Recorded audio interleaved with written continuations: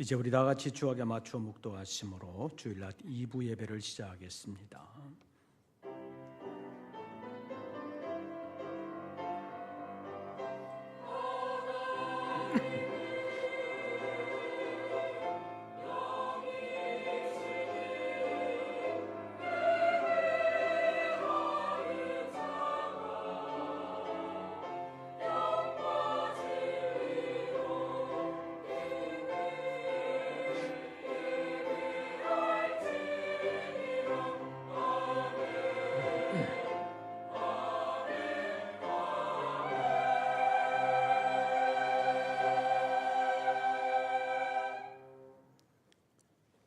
주의 법이 나의 즐거움이 되지 아니하였더라면 내가 내 고난 중에 멸망하였으리이다. 내가 주의 법도들을 영원히 잊지 아니하오니 주께서 이것들 때문에 나를 살게 하심이니이다. 하나님은 영이시니 예배하는 자가 영과 진리로 예배할지니라. 아멘. 우리는 알지 못했으나 우리의 생명을 하나님은 한순간도 놓지 아니하시고 오늘의 우리를 위하여 살려주시고 붙들어 주신 것을 감사합니다. 이 아침 예배하는 우리 모든 권속들의 심령 가운데 은혜 베푸시는 하나님이 자리하시고 우리의 모든 예배를 받으시고 예배를 통하여 역사하여 주시옵소서. 우리의 심령 가운데 어둠을 몰아내어 주시고 생명의 빛으로 밝혀 주시옵소서. 예배를 통하여 드려지는 모든 감사와 찬송과 영광을 주님 홀로 받으시옵소서. 우리 주 예수 그리스도의 이름으로 기원하옵나이다. 아멘. 사도신경 세번역본으로 우리의 신앙을 함께 고백하겠습니다. 나는 전능하신 아버지 하나님 천지의 창조주를 믿습니다. 나는 그의 유일하신 아들 우리 주 예수 그리스도를 믿습니다. 그는 성령으로 잉태되어 동정녀 마리아에게서 나시고 본디오 빌라도에게 고난을 받아 십자가에 못 박혀 죽으시고 장사된 지 사흘 만에 죽은 자 가운데서 다시 살아나셨으며 하늘에 오르시어 전능하신 아버지 하나님 우편에 앉아 계시다가 거기로부터 살아있는 자와 죽은 자를 심판하러 오십니다. 나는 성령을 믿으며 거룩한 공교회와 성도의 교제와 죄를 용서받는 것과 몸의 부활과 영생을 믿습니다. 아멘. 찬송가 20장입니다.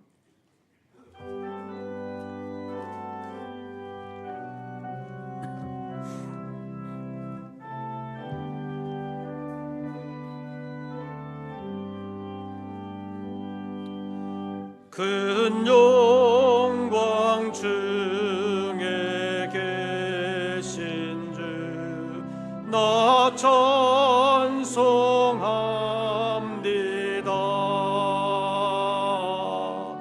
영원히 계신 주 이름 나 찬송합니다.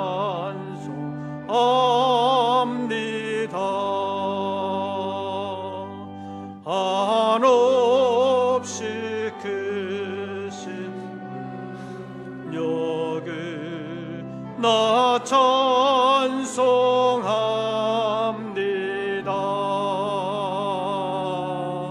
참되고 그 언약 나 찬송합니다.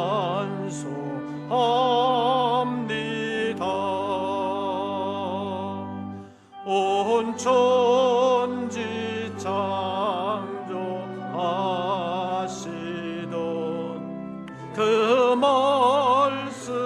이미소 영원히 변치 않는 줄 나 믿사니다.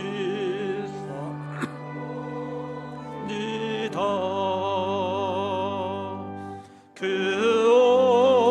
온유하신 줌소 날 불러주시고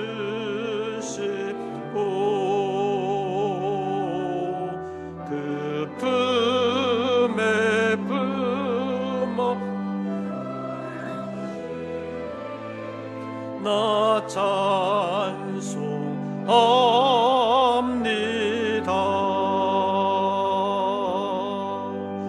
아멘.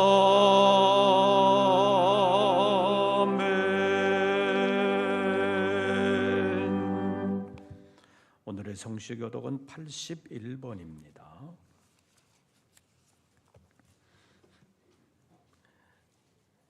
교독문제 81번 에베소서 제4장에 있는 말씀 가운데서 함께 교독하시겠습니다.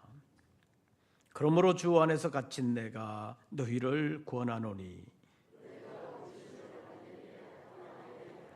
모든 겸손과 온유로 하고 오래 참음으로 사랑 가운데서 서로 용납하고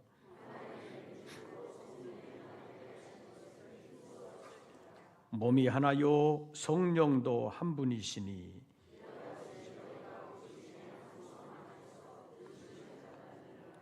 주도 한 분이시요 믿음도 하나요 세례도 하나요. 다 같이 만유 위에 계시고 만유를 통일하시고 만유 가운데 계시도다. 아멘. 이제 2부 예배를 위하여 김현수 장로님 기도하시겠습니다.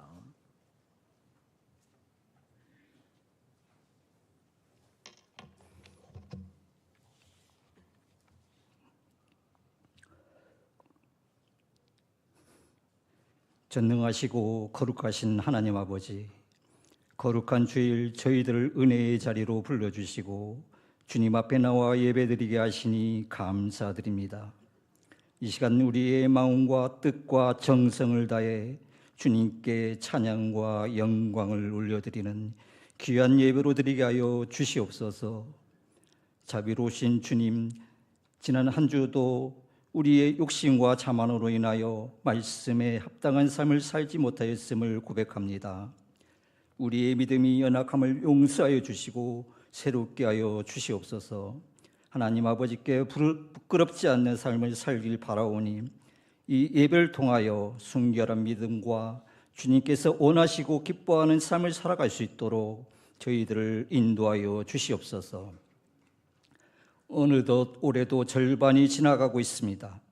그동안 지켜주시고 인도해 주신 하나님께 감사합니다. 연초에 다짐했던 믿음의 고백과 다짐들을 다시 돌아봅니다. 우리에게 주신 약속의 말씀을 잊지 않고 주님을 더욱 의지하며 믿음으로 한 해의 후반기를 잘 걸어갈 수 있는 힘과 지혜를 허락하여 주시옵소서. 하나님, 이 나라와 이 민족을 긍휼히 여겨 주옵소서. 새롭게 세워진 대통령과 의정자들이 하나님을 경외하는 마음을 주시고 지혜를 더하여 주셔서 하나님의 선한 일에 쓰임받는 바른 정치를 하게 하시어 정치, 경제, 사회가 안정 속에서 발전되고 진리와 공의 가운데 다스려지는 나라가 되게 하옵소서. 주님, 우리의 가정들을 지켜 주옵소서.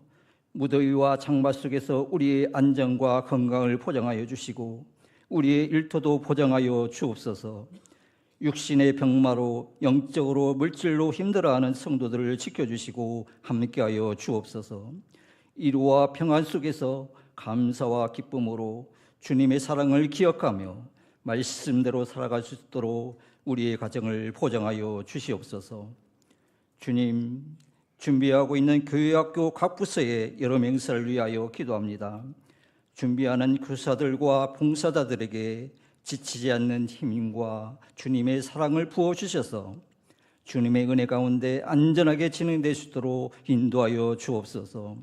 우리 아이들이 살아계신 하나님 말씀을 깨닫게 하시고 예수님의 사랑과 은혜를 체험하며 믿음이 성장하는 기회가 되게 하여 주옵소서.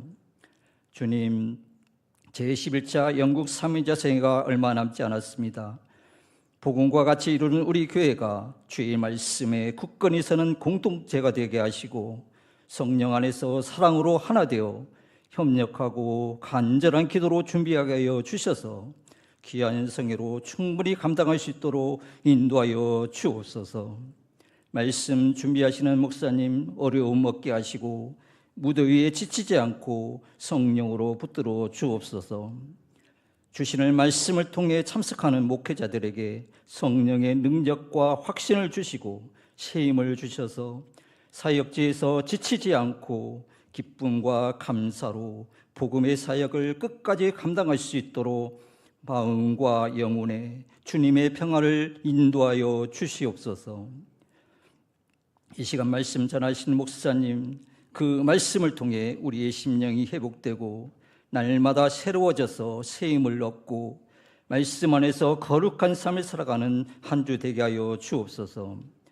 온 마음과 정성으로 준비한 성가대의 찬양을 기쁘게 받아주시고 묵묵히 헌신하는 모든 이들의 수고 위에 주님의 위로와 사랑이 넘치게 하여 주옵소서.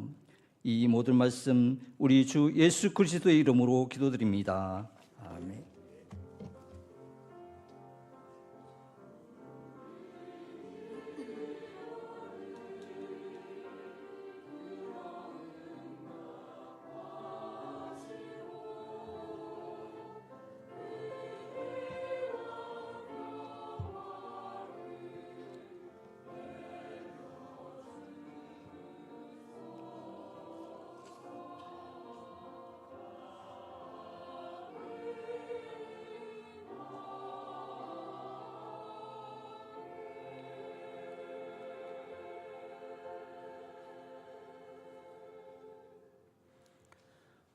오늘 우리에게 주시는 하나님의 말씀을 찾습니다.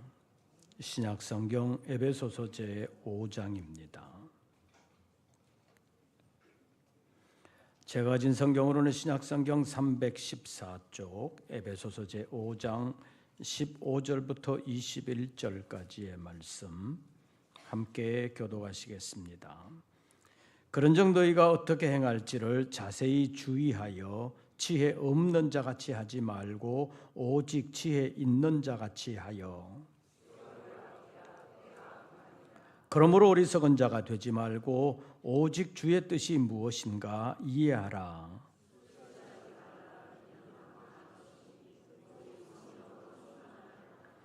시와 찬송과 신령한 노래들로 서로 화답하며 너희의 마음으로 주께 노래하며 찬송하며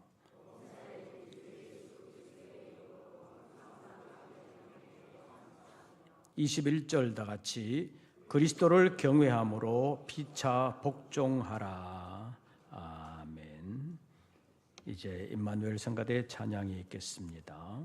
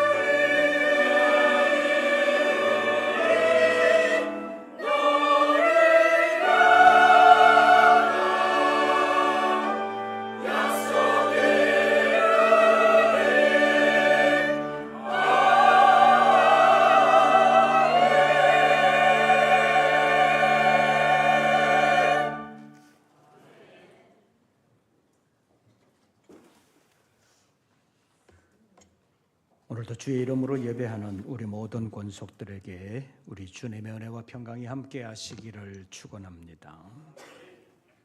벌써 1년의 반이 지나가고 있습니다.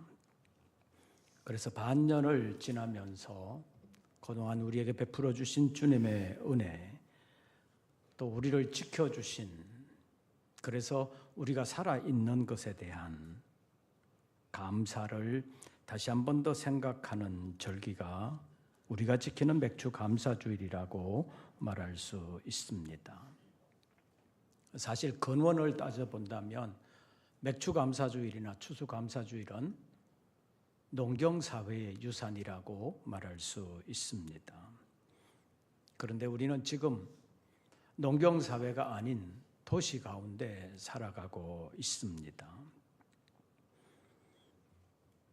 그래서 우리는 이제 맥주 감사주일이나 추수 감사주일을 지키지 않아도 된다고 주장할 수도 있고, 실제로 그런 주장을 펴는 사람들이 있습니다. 그럼에도 불구하고 우리는 농사 짓는 사람들이 농산물로서의 맥주나 가을 추수에 감사하는 주일로 지키는 것에 편성을 해서 우리 도시에 사는 사람들도 거기 편성해서 감사주의를 곁다리로 지키는 것이 아닌가, 그런 생각을 할 수도 있습니다.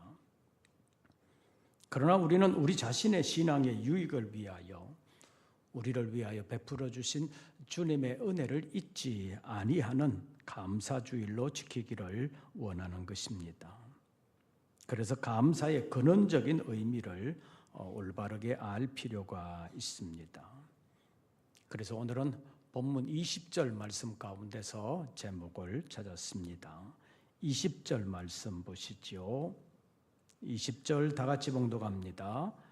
범사의 우리 주 예수 그리스도의 이름으로 항상 아버지 하나님께 감사하며. 그래서 맥주 감사주일을 한 주 앞두고 20절 말씀을 중심으로 아버지 하나님께 감사하라는 제목으로 잠깐 말씀을 상고하려고 합니다. 아버지 하나님께 감사하려면 우리는 어떤 믿음을 가져야 하겠습니까? 첫째로 하나님이 창조주라는 믿음을 가져야 합니다. 성경은 태초에 하나님이 천지를 창조하시니라는 하나님의 선언으로 시작되고 있습니다. 하나님의 창조가 아니라면 이 세상도 존재할 수가 없고 나 자신도 존재할 수가 없다는 사실을 인정해야 된다는 말입니다. 그 믿음에서부터 출발하지 않으면 우리의 믿음의 기초는 제대로 설 수가 없다는 말입니다. 맥주 감사주일을 한 주간 앞두고 있지만 우리는 농사 짓는 사람이 아닙니다. 그럼에도 불구하고 우리가 맥주 감사주일을 지키는 이유가 여기에 있습니다. 맥주 감사주일을 계기로 하나님은 우리의 창조주가 되신다는 사실을 잊지 말아야 한다는 것입니다. 근원적으로 보면 하나님의 창조가 없었다면 이 세상은 존재하지도 않았다는 말입니다.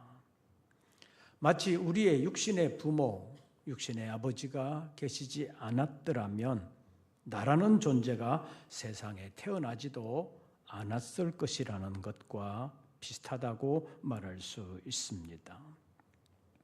그래서 창조주 하나님은 모든 존재의 근원적 아버지가 되신다고 말할 수 있습니다. 지금 우리는 농사 짓는 사람이 아닐 뿐 아니라 우리나라의 형편으로 보면 농사 짓는 사람들 가운데도 보리나 밀 농사를 짓는 사람들이 옛날만큼 많지를 않습니다. 옛날에는 농사 짓는 사람들 거의 대부분이 벼농사만이 아니라 보리나 밀의 농사도 함께 지었습니다. 그런데 요즘은 보리나 밀을 재배하는 농가가 많지를 않습니다. 그러니까 이제 우리나라의 형편으로는 보리나 밀의 추수를 기념하는 맥주 감사주일을 지키지 않아도 된다고 말할 수도 있고 실제로 이런 주장을 펴는 사람들도 있습니다. 비슷한 맥락에서 이제는 11조라는 헌금도 안 해도 된다. 왜냐하면 11조라는 제도 자체가 유대인 사회의 레위인들의 생활 배려 차원에서 시작된 것이기 때문에 우리의 사회 구조와는 맞지 않는다. 이런 주장을 할 뿐만 아니라 신약 시대에는 11조라는 헌금 제도 자체가 없었다고 주장하는 사람들도 있습니다. 그러니까 지금 우리 사회에서는 이제 11조가 의미가 없어졌다. 그러니까 11조는 안 해도 된다. 이렇게 생각하는 사람들이 있습니다. 그런데 성경을 보면 예수님 시대에도 11조라는 제도가 유대인 사회에서 실시되고 있었습니다. 그런데 그 중에서 어쩌면 11조 생활을 제일 열심히 하는 사람들이 서기관들과 바리새인들이라고 말할 수 있습니다. 그런데 그들은 11조라는 제도가 왜 생겼는지에 대한 근원적인 고찰이 없이 그냥 돈이나 소득이나 소출이 생기면 10분의 1만 바치면 내 의무는 다했다라고 생각하는 사람들이 많았기 때문에 예수님께서 그런 11조의 생활에 대해서 책망하신 것이 마태복음 23장에 남아 있습니다. 그 말씀을 좀 더 구체적으로 살펴보면 11조에 대한 예수님의 참뜻이 무엇인지를 발견할 수가 있습니다. 마태복음 23장 23절 말씀에 보면 화 있을진저 외식하는 서기관들과 바리새인들이여 너희가 박하와 회향과 근처의 11조는 들이되 율법에 더 중한 바 정의와 긍휼과 믿음은 버렸도다. 이렇게 말씀하셨습니다. 예수님께서 서기관들과 바리새인들의 11조에 대하여 말씀하신 시대는 11조가 생긴 지 오래된 시대였습니다. 이스라엘 백성들이 애굽에서 종살이 하다가 광야를 거쳐 가나안 땅에 정착을 하게 되면서 11조의 제도가 생겼다고 말할 수 있습니다. 그런데 시대가 지내서 북쪽 이스라엘도 아수르에 의해서 멸망당한 지 오래되었고 남쪽 유다도 바벨론에 의해서 멸망당한 지 500여 년이 훨씬 지난 시대가 예수님 시대였습니다. 그래서 사실상 11조 제도가 제대로 시행되지 않던 시대라고 말할 수 있습니다. 이스라엘의 역사를 통해서 보면 이스라엘 백성들이 나라가 멸망을 당하면서 바벨론으로 많은 사람들이 사로잡혀가게 되었는데 그 바벨론 포로에서 70년 만에 돌아와서 보니까 성전은 파괴되었고 이스라엘 전역이 완전히 폐허처럼 되어 있었습니다. 그래서 이스라엘 백성들의 삶이 여러 가지로 어려웠고 성전을 돌보며 살아야 했던 레위인들은 성전이 파괴되고 없어졌으니까 다 각기 뿔뿔이 흩어져서 자기 살기에 바빴다고 말할 수 있습니다. 그러니까 그때 11조 제도가 이미 유명무실해지고 말았다고 볼 수도 있습니다. 그래서 포로에서 돌아온 지도자들은 가장 먼저 성전을 건축하는 것을 주 임무로 삼고 백성들로 하여금 11조 제도를 복원시키기 위해서 그래서 성전 중심의 신앙생활을 하게 하려고 애를 썼던 것입니다. 그래서 성전이 완공되었고 성전 중심의 신앙이 다시 시작되었다고 말할 수 있습니다. 그런데 세월이 흘러 다시 또 나라가 그리스도에 의해서 멸망을 당하고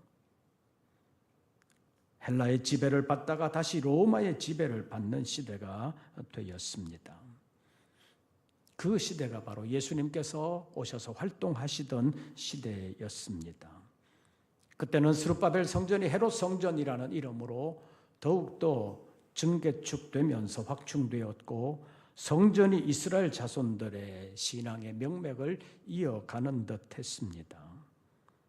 그러나 실제로는 성전 제사도 형식만 남아 있었습니다.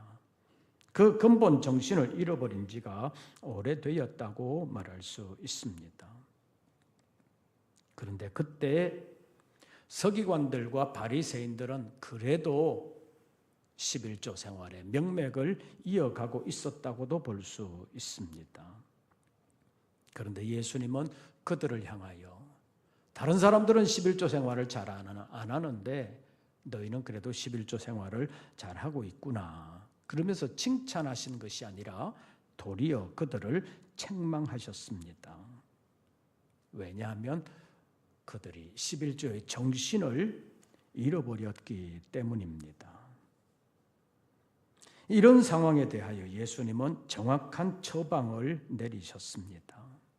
그 처방의 내용은 이제는 시대도 달라졌고 레위인들의 존재도 여러 가지로 미미해졌고 그러니까 11조는 안 해도 된다. 그런 것이 아니었습니다. 마태복음 23장 23절 마지막 문장에 보면 그러나 이것도 행하고 저것도 버리지 말아야 할지니라 이렇게 말씀하셨습니다. 이 말씀은 11조의 근본 정신이 중요하니까 그것만 있으면 된다. 그것도 아니었고 그 정신을 담는 그릇과도 같은 11조 제도 자체도 버리면 안 된다는 말씀이셨습니다. 그래서 이것도 행하고 저것도 버리지 말아야 된다고 말씀하신 것입니다. 여기서 예수님께서 이렇게 말씀하신 의도는 11조라는 율법에 담긴 바 더 중요한 정의와 긍휼과 믿음을 회복해야 되는 건 맞지만 11조라는 제도 자체도 버리지 말아야 된다라고 말씀하신 것입니다. 다시 말하면 11조 제도 자체도 버리지 말고 11조라는 율법에 담겨져 있는 정의와 긍휼과 믿음도 살려야 된다. 이것이 예수님께서 말씀하신 의도라고 볼 수 있습니다. 그래서 11조 제도에 담긴 정의와 긍휼과 믿음이라는 것을 근원적으로 알 필요가 있습니다. 11조의 제도가 왜 생겼느냐? 이스라엘 자손들의 역사로 보면 애굽에서 종살이하던 이스라엘 백성들을 광야를 거쳐서 가나안 땅으로 인도했는데 가나안 땅에 들어가서 어떻게 살게 했느냐? 그냥 자기가 차지하는 대로 그 땅에서 농사지어서 살아라 이것이 아니고 어떤 지파에게는 여기, 어떤 지파에게는 여기, 어떤 지파는 여기 이런 식으로 땅을 다 분배를 했습니다. 그러니까 여호수아를 통해서 땅을 분배를 각 지파별로 나눠서 했는데 특별히 레위 지파에게는 땅을 주지 않았다는 것입니다. 왜냐하면 레위 지파는 광야에서부터 성막과 그 안에 있는 법궤를 지키면서 돌보아야 하는 책임이 있었기 때문에 레위 지파 사람들에게는 농사지어서 먹고 살 수 있는 땅을 주지를 않았습니다. 왜냐하면 레위 자손들의 성막 봉사가 요즘식으로 말하면 파트타임이 아니라 전담 사역이 되게 하기 위한 하나님의 계획이었다고 볼 수 있습니다. 그리고 땅을 받은 다른 지파 사람들은 땅을 받기는 했지만 자기가 받은 땅이라고 해서 자기 마음대로 할 수 있는 자기 땅이 아니라 하나님께서 주신 땅이다. 그것을 잊지 말기를 원하셨습니다. 그래서 마련한 제도가 11조의 제도라고 말할 수 있습니다.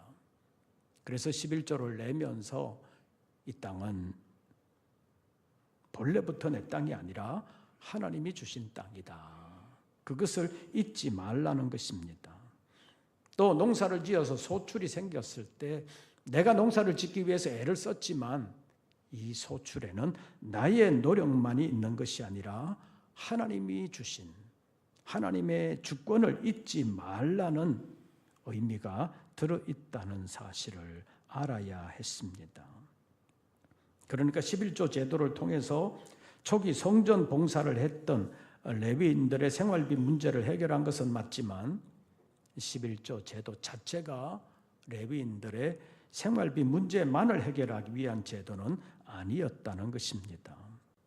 그래서 11조는 이스라엘 백성들에게 지워진 세금 같은 것이 아니라 내가 가진 모든 것의 주인은 내가 아니라 하나님이시다. 그런 사실을 잊지 않게 하시려는 것이 11조라는 율법을 통해서 주신 더 중요한 마태복음 23장의 표현을 한다면 정의와 긍휼과 믿음이라고 말할 수 있습니다.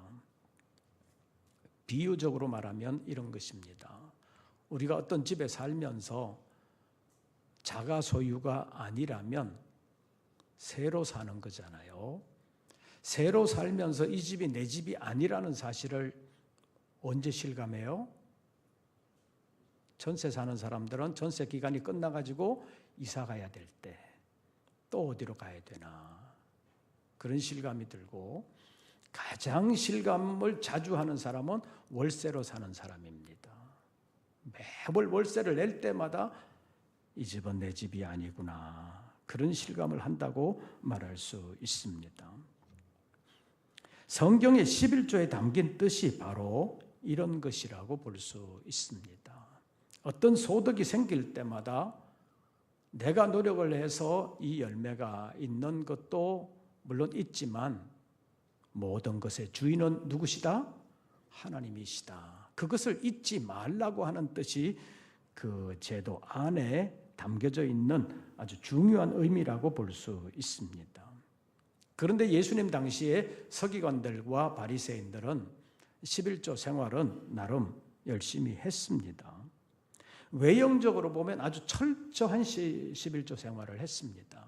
왜냐하면 마태복음 23장 23절에 보면 그들은 박하와 회향과 근처의 11조까지 드렸다는 것입니다. 그 말은 그들의 농사의 주산물인 다른 것의 11조는 말할 것도 없고 텃밭에서 조금 키우는 박하와 회향과 근처의 11조까지 드렸다. 그런 의미입니다. 그러니까 서기관들과 바리새인들이 얼마나 철저한 11조 생활을 했습니까? 그런데도 불구하고 예수님께 책망을 받은 이유는 그들은 10분의 1만 내면 나머지는 다 내 거다.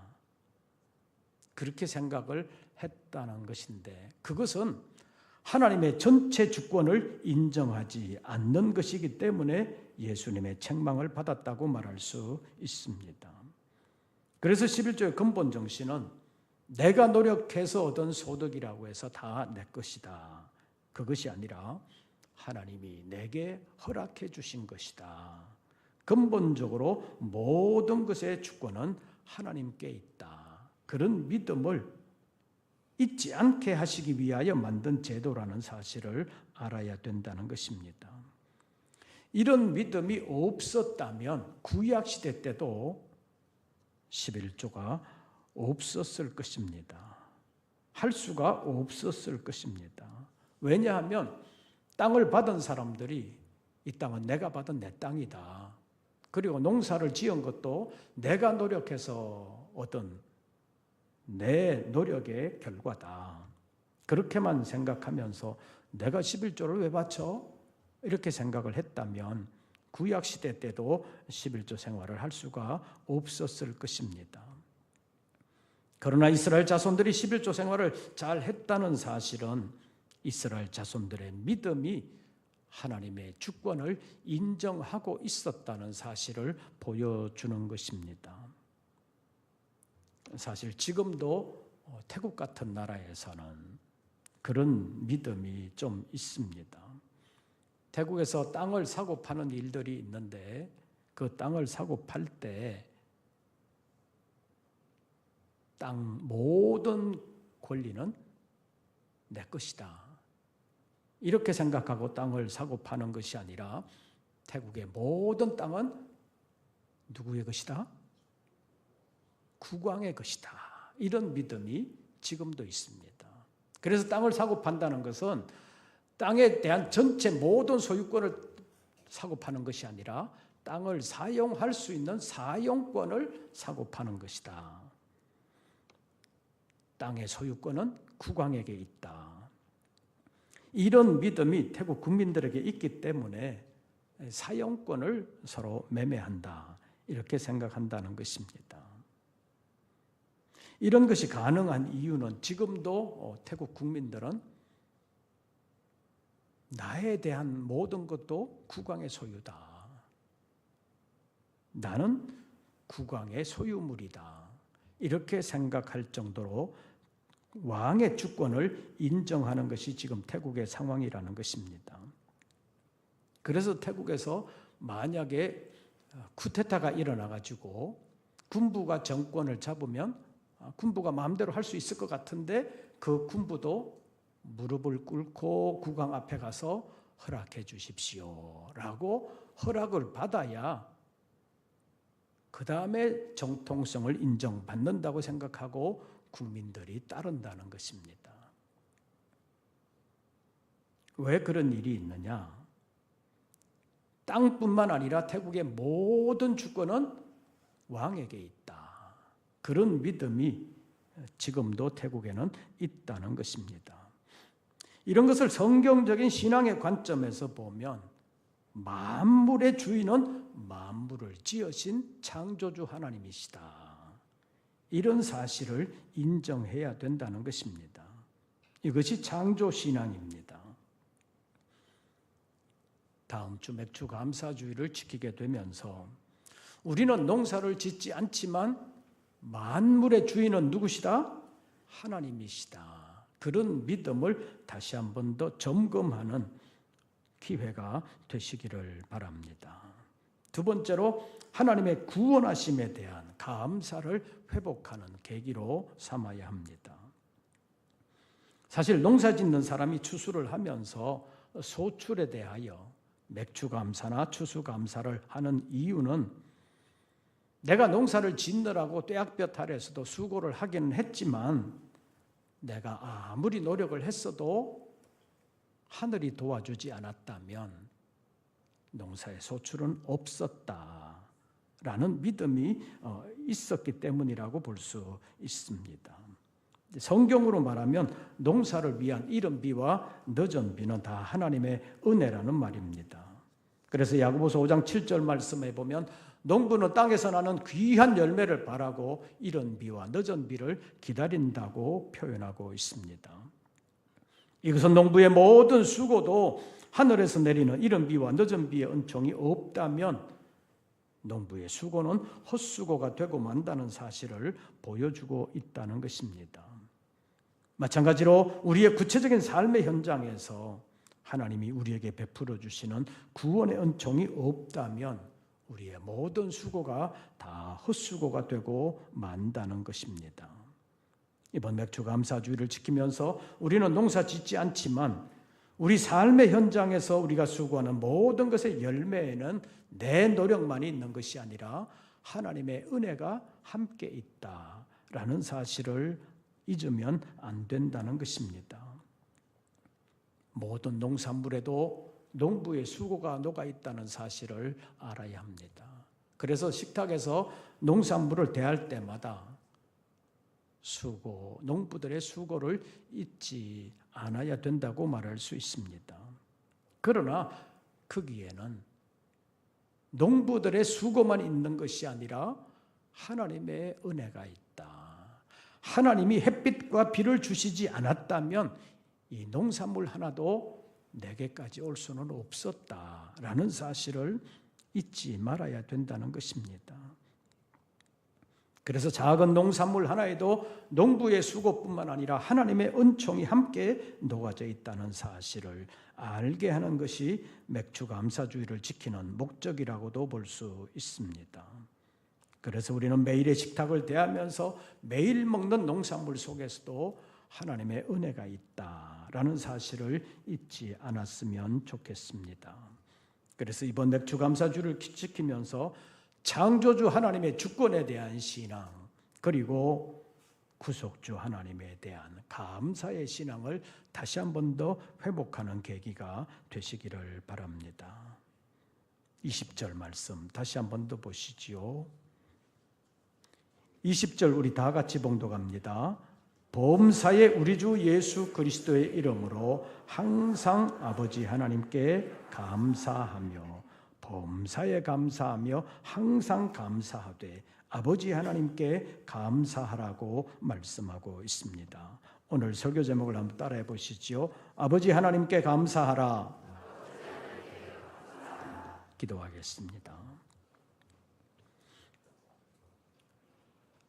하나님이 우리의 아버지가 되어 우리의 생명과 건강과 믿음, 이날까지 붙들어 주신 것을 감사합니다.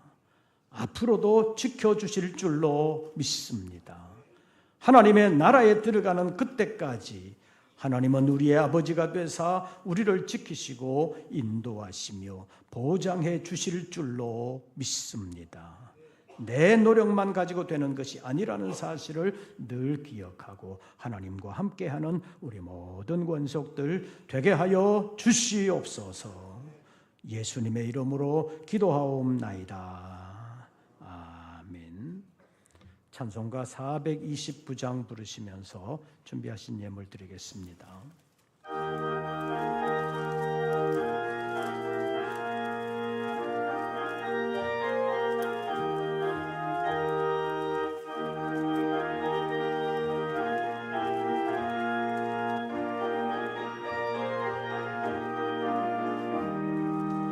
세상 모든 풍파 너를 흔들어 약한 마음 낙심하게 될 때에 내려주신 주의 복을 세어라. 주의 크신 복을 내가 알리라. 받은 복을 세어 보아라.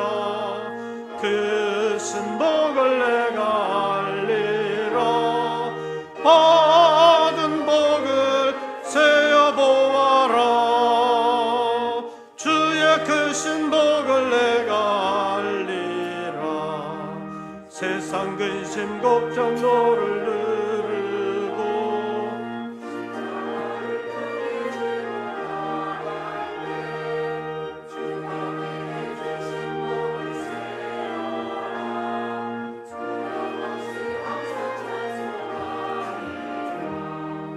받은 복을 세어 보아라. 크신 복을 내가 알리라. 받은 복을 세어 보아라. 주의 크신 복을 내가 알리라.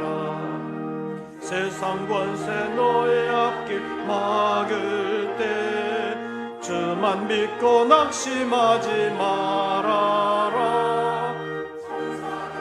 너를 보호하리니 염려 없이 앞만 보고 나가라.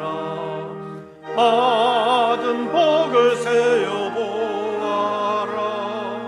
크신 복을 내가 알리라. 받은 복을 세어 보아라. 주의 크신 복을 내가 알리라.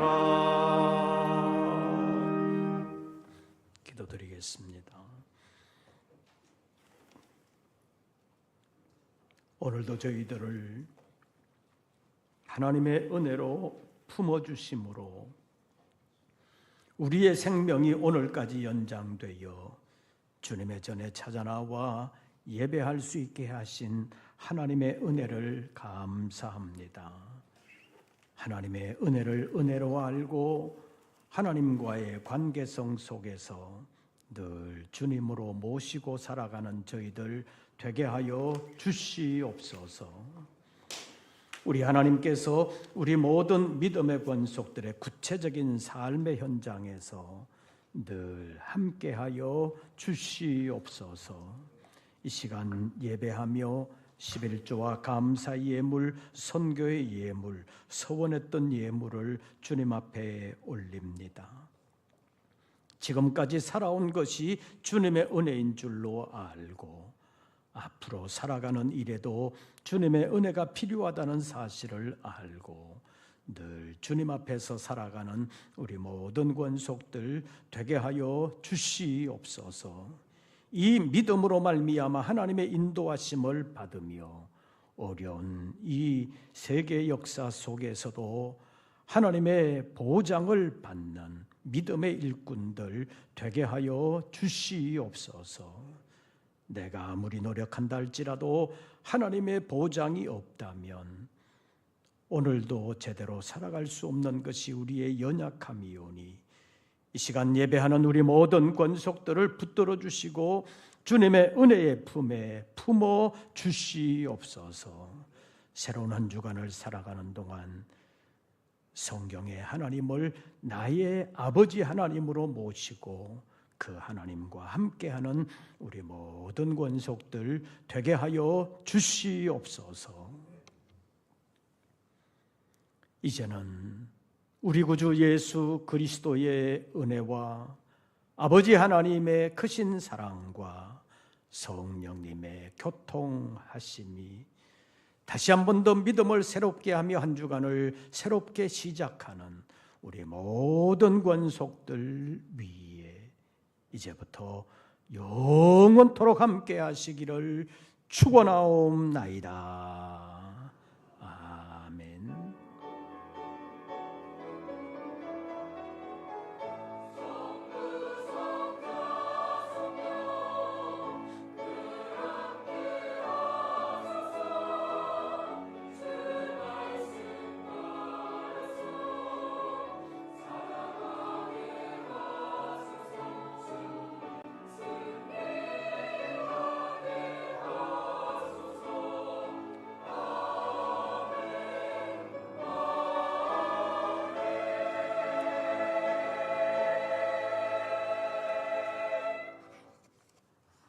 광고 말씀드립니다.